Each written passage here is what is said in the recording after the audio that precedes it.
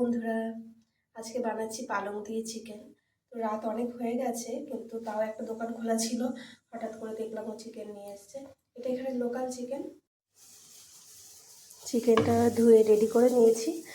পেঁয়াজ রসুন এগুলো সব আমি রেডি করে নিয়েছি।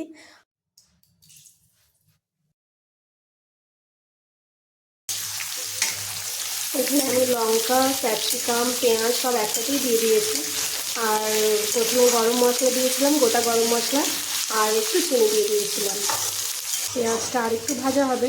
এখন আমি নুনটা দিয়ে দেব।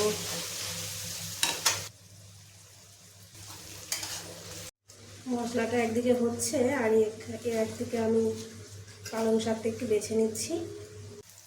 আদা আর রসুন বাটাটা আমি দিয়ে দিচ্ছি। কেটে রাখা টমেটোগুলো দিয়ে দিচ্ছি। হলুদ, জিরে গুঁড়ি আর ধনে গুঁড়ি দিয়ে ভালো করে মশলাটা কষিয়ে নিয়ে চিকেনটা দিয়ে দিচ্ছি। পালংটাও সেদ্ধ হয়ে গেছে। এরপরে পালংটাও আমরা নামিয়ে নেব। দেখতেও কি সুন্দর হয়েছে চিকেনটা, গন্ধও খুব সুন্দর উঠেছে।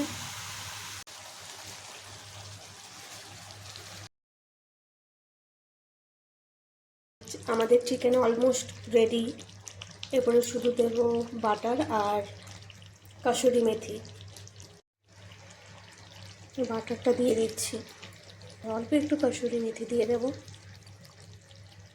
আমি রুটি বেলে নিয়েছি। এরপরে গরম গরম রুটি আর হবে পালং চিকেন। আমাদের রেডি।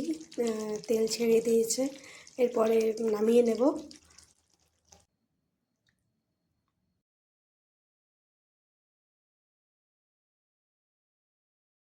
আজকের রান্না তো রেডি হয়ে গেল। অনেকটা রাত হয়ে গেছে। ঠিক আছে, দেখা হবে পরের ভিডিওতে।